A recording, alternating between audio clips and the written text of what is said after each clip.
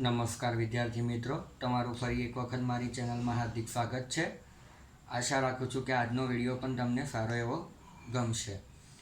આગળના વિડીયોમાં આપણે ચર્ચા કરેલી રાસાયણિક પ્રક્રિયાઓ અને સમીકરણો વિશે, કે જેમાં આપણે શોધેલું કે ભૌતિક ફેરફાર અને રાસાયણિક ફેરફાર કોને કહેવાય, બરાબર।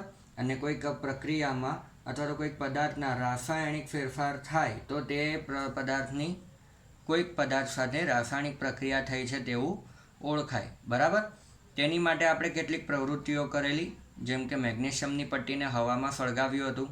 તો મેગ્નેશિયમની પટ્ટીને હવામાં સળગાવતા મેગ્નેશિયમની પટ્ટી અને ઓક્સિજન, હવામાંના ઓક્સિજન વચ્ચે પ્રક્રિયા થઈને મેગ્નેશિયમ ઓક્સાઇડ બન્યો હતો, નવો પદાર્થ, બરાબર। ત્યારબાદ લેડ નાઇટ્રેટ અને પોટેશિયમ આયોડાઇડની પ્રક્રિયા કરીને આપણે લેડ આયોડાઇડ બનાવેલો, અને છેલ્લે દાણાદાર ઝીંકની સાથે મંદ એસિડની પ્રક્રિયા કરી હતી, ત્યારે ઝીંકના દાણાની આજુબાજુ નાના નાના અંદરથી જાણે કંઈક બબલ્સ નીકળતા હોય તે રીતે તેની સાથે પ્રક્રિયા થયેલી, બરાબર। અને હાઇડ્રોજન વાયુનું ઉત્પાદન થયેલું। તો કોઈપણ પદાર્થની અવસ્થામાં પરિવર્તન, રંગમાં પરિવર્તન, વાયુનું ઉત્સર્જન અથવા તો તાપમાનમાં પરિવર્તન તે પદાર્થમાં ફેરફાર થયો છે તેવું સૂચવે છે, બરાબર। આટલું આપણે આગલા વિડીયોમાં જોયેલું। મિત્રો, આજે આપણે વાત કરવાના છીએ રાસાયણિક સમીકરણો વિશે, બરાબર। તો આ રાસાયણિક સમીકરણો શા કારણે દર્શાવવામાં આવે છે? તો કોઈ બી પ્રક્રિયા આપણે પ્રયોગશાળામાં કરતા હોઈએ તો તે પ્રક્રિયા ખૂબ જ લાંબા સમય સુધી ચાલી રહે છે, બરાબર। આ પ્રક્રિયા તો એટલી બધી લાંબી નથી, જેમ કે મેગ્નેશિયમની પટ્ટીને હવામાં સળગાવી છે તો તે એટલી બધી પ્રક્રિયા લાંબી નથી, પરંતુ અત્યારે ઇન્ડસ્ટ્રી લેવલમાં તમે જોવા જાઓ તો તે પ્રક્રિયાઓ મોસ્ટલી 7 થી 8 દિવસ સુધી પણ ચાલે છે। તેટલી બધી તેમાં સ્ટેપ હોય છે, જુદા જુદા પ્રક્રિયાના પગલાઓ હોય છે, બરાબર। તો એટલી બધી મોટી પ્રક્રિયાઓને આપણે શબ્દમાં વર્ણન કરીને સમજાવી શકીએ નહીં, તો તેની માટે આપણે એક રાસાયણિક સમીકરણ રૂપે પણ તેને દર્શાવી શકીએ છીએ। તો એ રાસાયણિક સમીકરણ કેવી રીતે આપણે દર્શાવી શકીએ, તો આવીએ આપણે આજના ટોપિક ઉપર, બરાબર। તો એની માટે એક પ્રયોગ તમને લીધો છે, જે આગળ પ્રવૃત્તિ 1.1 હતી તે જ। તો જ્યારે મેગ્નેશિયમની પટ્ટીને હવામાં સળગાવેલી હતી ત્યારે મેગ્નેશિયમ ઓક્સાઇડનું રૂપાંતર થયેલું, બરાબર। જે મેગ્નેશિયમ અને હવામાંના ઓક્સિજન વચ્ચે પ્રક્રિયા થઈને શું બનેલું? મેગ્નેશિયમ ઓક્સાઇડ, બરાબર। તો આનો મતલબ શું થયો કે જે આપણે શરૂઆતમાં મેગ્નેશિયમ લીધું હતું, એ મેગ્નેશિયમને ડાયરેક્ટ હવાના કોન્ટેક્ટમાં આવતા જ તેનું નવો પદાર્થ મેગ્નેશિયમ ઓક્સાઇડમાં રૂપાંતર થઈ ગયું છે, મતલબ અહીંયા રાસાયણિક પ્રક્રિયા થઈ ગઈ છે, બરાબર। તો હવે આ જ પ્રક્રિયાઓનું મારે શાબ્દિક વર્ણન કરવું હોય તો એને આવી રાસાયણિક પ્રક્રિયાઓનું વાક્ય સ્વરૂપ વર્ણન ખૂબ લાંબુ થઈ જાય છે, તેથી તેને સંક્ષિપ્તમાં પણ લખી શકાય છે, અને તેનો સૌથી સરળ માર્ગ છે શાબ્દિક સમીકરણ। મેં હમણાં કીધું એમ કે કોઈ બી પ્રક્રિયાને લાંબુ વર્ણન કર્યા કરતાં તેને શાબ્દિક વર્ણન કરીએ તો પ્રક્રિયા થોડી શોર્ટમાં આપણે સમજાવી શકીએ, બરાબર। જેમ કે અહીંયા આપણે સમજાવેલું છે મેગ્નેશિયમ, એક મેગ્નેશિયમની પટ્ટી લીધેલી ને, એટલે અહીંયા આપણે મેગ્નેશિયમ લીધેલો, એ મેગ્નેશિયમને હું અહીંયા લખી દઉં। બીજું, હવાની સાથે તેની પ્રક્રિયા કરી છે, એટલે હવામાંના કોની સાથે પ્રક્રિયા થાય છે? મેગ્નેશિયમ ઓક્સાઇડ બને છે, એટલે જરૂરી હવામાંથી કોની સાથે પ્રક્રિયા થતી હશે? ઓક્સિજન સાથે, બરાબર।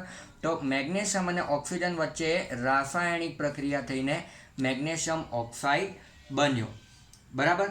તો આ રીતે તમે શાબ્દિક વર્ણન કરીને પણ રાસાયણિક પ્રક્રિયા સૂચવી શકો છો, બરાબર।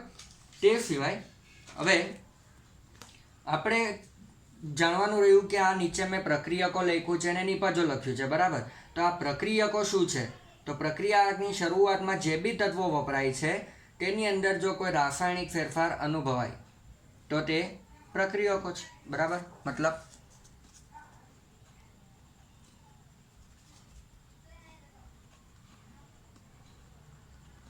પ્રક્રિયકો એટલે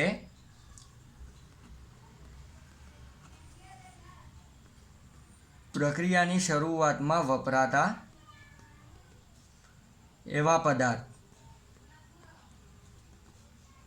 કે જે રાસાયણિક ફેરફાર અનુભવે છે, અને તે રાસાયણિક ફેરફાર અનુભવીને નિપજમાં રૂપાંતર પામે છે, બરાબર। તો નિપજ શું કહેવાશે? બે અથવા તેથી વધુ પ્રક્રિયકો વચ્ચે રાસાયણિક પ્રક્રિયા થાય શું બને?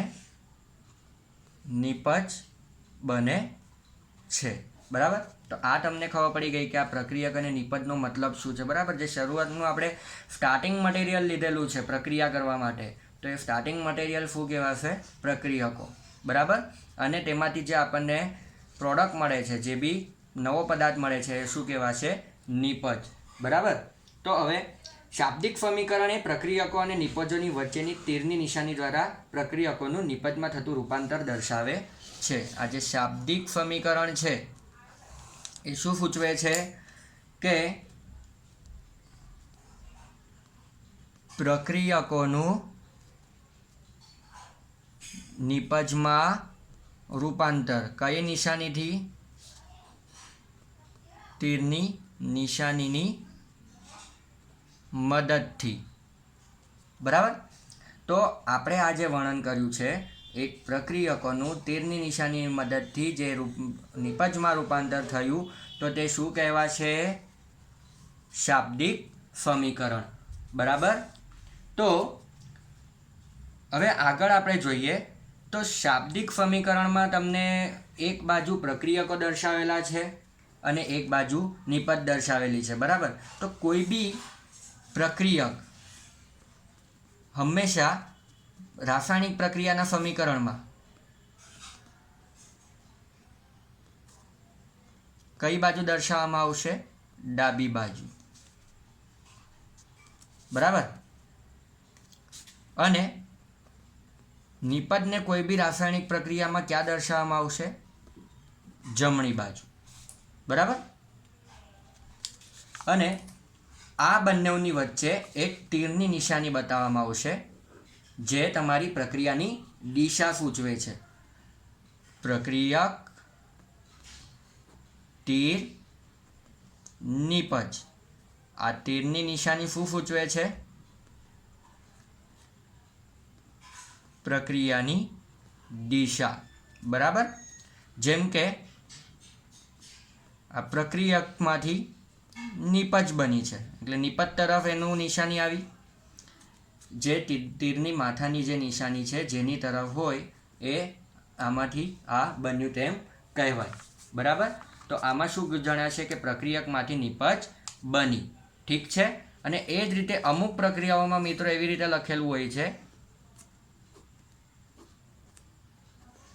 તો આનો મતલબ એ થાય કે આ પ્રક્રિયા રિવર્સિબલ છે. મતલબ પ્રક્રિયકમાંથી નિપજ પણ બનશે અને નિપજમાંથી પાછું પ્રક્રિયક પણ મળશે. એનું બંને બાજુ તીર જેવી નિશાની બતાવવામાં આવે છે. બરાબર. તો આ થયું આપણું શાબ્દિક સમીકરણ. પણ હવે અમુક કેસમાં એવું થાય કે આ શાબ્દિક સમીકરણ પણ ખૂબ જ લાંબુ થઈ જાય. તો તેવા કિસ્સામાં શું દર્શાવવામાં આવે કે શાબ્દિક સમીકરણની જગ્યાએ તેમાં જે રાસાયણિક સમીકરણ વપરાય. જેમ કે શાબ્દિક સમીકરણ તમારું હતું કે મેગ્નેશિયમ વત્તા ઓક્સિજન પ્રક્રિયા થઈને શું બન્યું? Magnesium oxide. બરાબર. તો એની જગ્યાએ હવે મારે રાસાયણિક વર્ણન કરવું છે,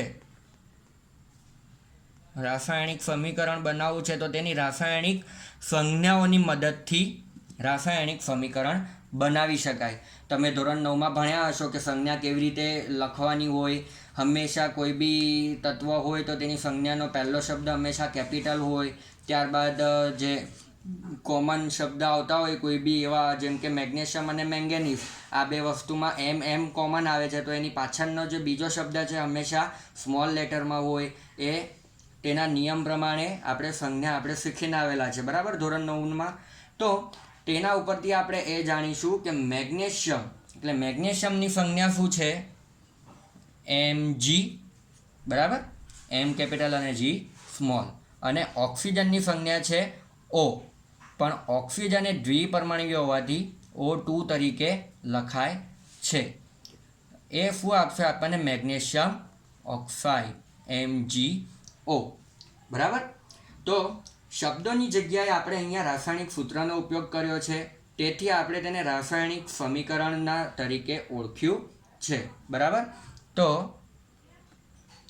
શબ્દોની જગ્યાએ રાસાયણિક સૂત્રોની મદદથી રાસાયણિક સમીકરણ દર્શાવી શકાય, અને કે તે કેવું હોય? શોર્ટ. બરાબર. તો અહીંયા આપણે શબ્દનો ઉપયોગ કર્યો, તો શબ્દની જગ્યાએ જો આપણે સંજ્ઞા વાપરી તો શું બની ગયું? રાસાયણિક સમીકરણ. બરાબર. તો હવે તીરની ડાબી અને જમણી બાજુના દરેક તત્વોની પરમાણુઓની સંખ્યાઓ પણ કેવી હોવી જોઈએ? સમાન હોવી જોઈએ. બરાબર. તો આપણે તેને ગણવું પડે. અહીંયા જુઓ, કોઈ બી સમીકરણ છે તો સમીકરણની ડાબી અને જમણી બાજુની તત્વોની સંખ્યા ગણો. ચાલો ગણીએ. Mg લઈએ અને એક ઓક્સિજન લઈએ, અને અહીંયા ડાબી બાજુની સંખ્યા અને અહીંયા જમણી બાજુની સંખ્યા. બરાબર. તો Mgની ડાબી બાજુએ કેટલા છે? 1, અને જમણી બાજુએ 1. બરાબર. ઓક્સિજન ડાબી બાજુએ કેટલા છે?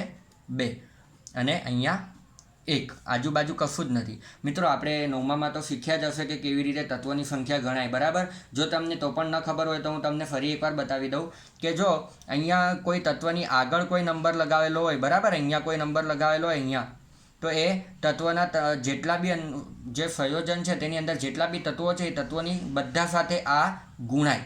બરાબર. અને જો કોઈની નીચે આવો કોઈક નંબર લગાવેલો હોય, કોઈ સંજ્ઞાની નીચે આવો નંબર લગાવેલો હોય, તો એ માત્ર એ તત્વ માટેનો જ નંબર હોય છે. બરાબર. જો આની જગ્યાએ હું અહીંયા આગળ 2 લગાવી દે તો ઓક્સિજનના કેટલા થશે? 2 ગુણ્યા 2 કરવું પડશે. બરાબર. એવી રીતે H2Oનું ઉદાહરણ લઉં, H2O, અને એની આગળ હું 2 લગાવી દઉં. બરાબર. તો આમાં Hના તત્વોની સંખ્યા 2 ગુણ્યા 2 એટલે 4, અને ઓક્સિજનના તત્વોની સંખ્યા Oની સાથે કંઈ નથી એટલે 1 જ હોવાનું, એટલે 2 ગુણ્યા 1 2. બરાબર. આ રીતે તત્વોની સંખ્યા આપણે શોધી શકીએ. ઠીક છે. તો અહીંયા મેં પ્રક્રિયાઓમાં તત્વોની સંખ્યાઓ ગણી, ડાબી અને જમણી બાજુની. તો મેગ્નેશિયમની ડાબી બાજુની જે સંખ્યા છે અને તે જમણી બાજુની સંખ્યા છે, બંને કેવી છે? સેમ. બરાબર. એમાં કોઈ વાંધો નથી. ચાલો ઓક્સિજનની ગણું છું. તો ઓક્સિજનની આપણે જે પ્રક્રિયકમાં લીધેલું તેમાં કેટલી સંખ્યા છે? 2, અને તેની જમણી બાજુની સંખ્યા કેટલી છે? 1. બરાબર. તો મિત્રો, જ્યારે પણ આપણે રાસાયણિક સમીકરણ બનાવીએ ત્યારે પહેલો નિયમ તો એ જ છે કે તેની ડાબી અને જમણી બાજુએ તત્વોની સંખ્યા સમાન હોવી જ જોઈએ. બરાબર. આ કેસમાં જો ડાબી અને જમણી બાજુની સંખ્યા સમાન નથી, તેથી આવું જે સમીકરણ છે, આ જે સમીકરણ છે મેગ્નેશિયમ પ્લસ ઓક્સિજન એટલે MgO બન્યું, આ કંકાલ સમીકરણ કહેવાય. કંકાલ રાસાયણિક સમીકરણ. કેમ કંકાલ? કેમ કે તેની ડાબી બાજુની અને જમણી બાજુની સંખ્યા સમાન નથી. જે રાસાયણિક સમીકરણમાં તત્વોની સંખ્યા ડાબી અને જમણી બાજુ સમાન હોતી નથી તેવા સમીકરણને કંકાલ સમીકરણ કહેવાય છે. આવા કંકાલ સમીકરણને આપણે રાસાયણિક સમીકરણ તરીકે ઉલ્લેખ કરવા માટે તત્વોની સંખ્યાનો કરવું જરૂરી છે. બંને બાજુ સંતુલન કરવું જરૂરી છે. જો બંને બાજુ સંખ્યા સમાન નથી એટલે કંકાલ સમીકરણ કહેવાય. તે સિવાય તેને અસંતુલિત સમીકરણ પણ કહે છે. બરાબર. તો જે કોઈ એવી પ્રક્રિયા હોય કે જેની ડાબી અને જમણી બાજુની બંનેની સંખ્યા સેમ હોય તો તેવા જે રાસાયણિક સમીકરણ છે તેને સંતુલિત સમીકરણ કહેવાય. તેનું એક ઉદાહરણ તમને આપણે પ્રવૃત્તિ 1.3માં જે જોયું હતું એના ઉપરથી જ આપીશ કે ઝીંકના દાણા લીધા હતા અને તેની HCl અથવા તો HCl નથી મિત્રો, H2SO4 વાળી જોઈએ. H2SO4 એની જે રાસાયણિક પ્રક્રિયા કરીને આપણને મળ્યું ZnSO4 પ્લસ H2. બરાબર, આમાં આપણે જઈએ Znની જોવાની, Hની જોવાની અને SO4ની જોવાની. બરાબર, કેમ? અહીંયા સલ્ફેટ છે, S અને O બે અલગ અલગ ગણાશે નહીં. બરાબર, ડાબી બાજુ અને જમણી બાજુ. ઝિંકની ડાબી બાજુની સંખ્યા 1 છે અને જમણી બાજુની પણ 1 છે. H અહીંયા કેટલી વાર છે? આગળ કોઈ સંખ્યા નથી લખી એટલે આનું ગુણાકાર થશે નહીં, ડાયરેક્ટ કેટલી લખાશે? Hની 2 ડાબી બાજુમાં અને જમણી બાજુમાં પણ 2. અને SO4 અહીંયા કેટલી વાર છે? 1 વાર. અને અહીંયા SO4 કેટલી વાર છે? 1 વાર. બરાબર, એનો મતલબ શું થયો કે ડાબી અને જમણી બાજુએ એની તત્વોની સંખ્યા સમાન છે. અને જે કિસ્સાઓમાં તત્વોની સંખ્યા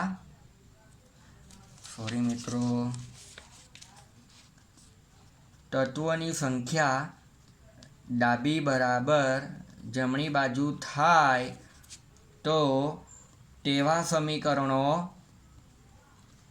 કેવા છે? સંતુલિત સમીકરણો કહેવાય. બરાબર, તો મિત્રો આપણે જાણવું પડશે કે જો કોઈ સંખ્યા એવી હોય કે જેની રાસાયણિક સમીકરણોમાં જો તત્વોની સંખ્યા સમાન ના થતી હોય તો આપણે એને સમાન કરવી પડે. આ કંકાલ સમીકરણ એમનેમ આપણે છોડી દઈએ તો ન ચાલે. બરાબર, એને આપણે સંતુલિત કરવું પડે.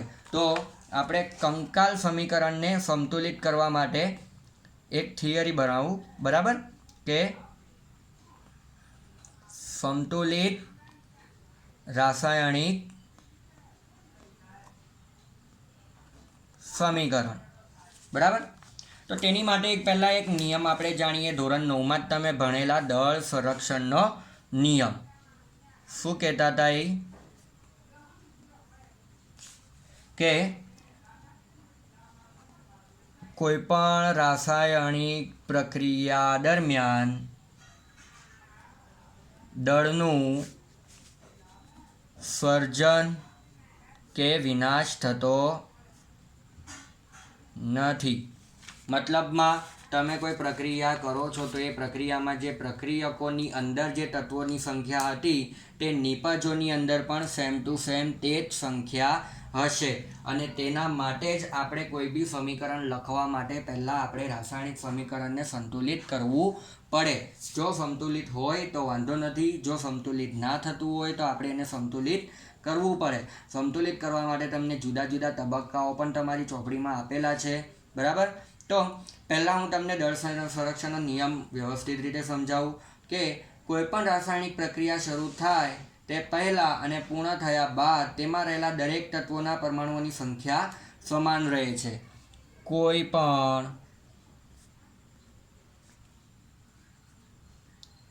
રાસાયણિક પ્રક્રિયા શરૂ થાય ત્યારે અને પૂર્ણ થયા બાદ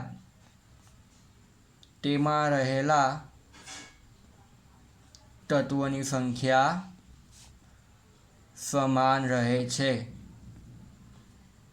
જ્યારે હું શરૂ કરું છું ત્યારે જે તત્વો અંદર હોય છે તેટલી જ સંખ્યા જ્યારે પૂર્ણ થતાં જે નિપજ મળે તેમાં પણ હોય છે. પરંતુ આપણે આ કંકાલ સમીકરણ જોયું. શું હતું? મેગ્નેશિયમ ને ઓક્સિજન. આમાં આપણે શરૂઆતમાં 2 લીધો તો અહીંયા નિપજમાં બી 2 આવવા જોઈએ ને, એ નથી આવતા. એનો મતલબ શું છે કે આ પ્રક્રિયા તો એ જ થાય છે, પણ આપણે સમીકરણ સંતુલિત કરીને આ બંનેની અંદરની તત્વોની સંખ્યા આપણે સમાન કરવી પડે. બરાબર, આવું કેમ કરવું પડે છે? કારણ કે આપણે જે શાબ્દિક વર્ણન કરતા હતા તેમાંથી શોર્ટ રીત શોધી શાબ્દિક સમીકરણ, અને શાબ્દિક સમીકરણની બી શોર્ટ રીત આપણે રાસાયણિક સમીકરણ દર્શાવીએ છીએ. બરાબર, એટલે આપણે ખાલી વર્ણન કરવામાં પ્રોબ્લેમ આવે છે, પ્રક્રિયાઓમાં પ્રોબ્લેમ નથી આવતો. જે રાસાયણિક પ્રક્રિયાઓ થાય છે તેમાં તો તત્વોની સંખ્યા સેમ જ છે. આપણે ખાલી વર્ણન કરતી વખતે તે ધ્યાન રાખવાનું છે કે તત્વોની સંખ્યા સમાન રહે. ના રહેતી હોય તો આપણે તેને કરવી પડે.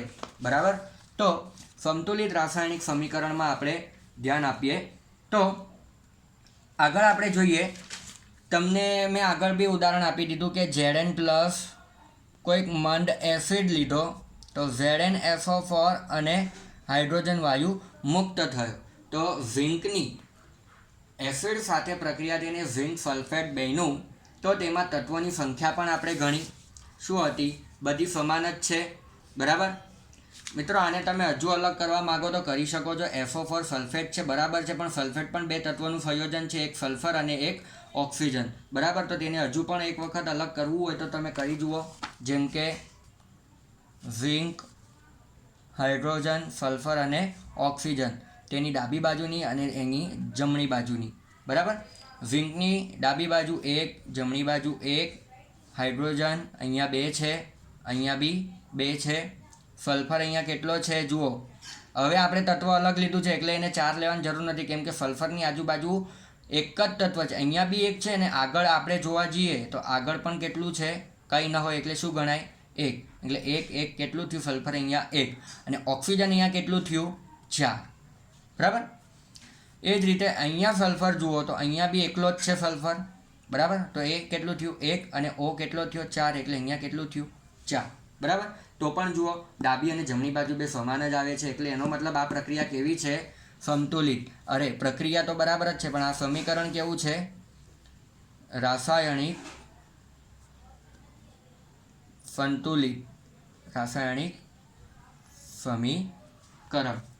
બરાબર, તો સમીકરણમાં તીરની નિશાનીની બંને તરફ દરેક તત્વના પરમાણુઓની સંખ્યા સમાન થાય છે, તેથી તે સંતુલિત રાસાયણિક સમીકરણ કહેવાય છે. બરાબર, અને જે સમીકરણમાં સંતુલિત ના થતું હોય તો એને આપણે સંતુલિત બનાવવા પડે. તો એવા સંતુલિત બનાવવા માટેના જે તબક્કાઓ છે,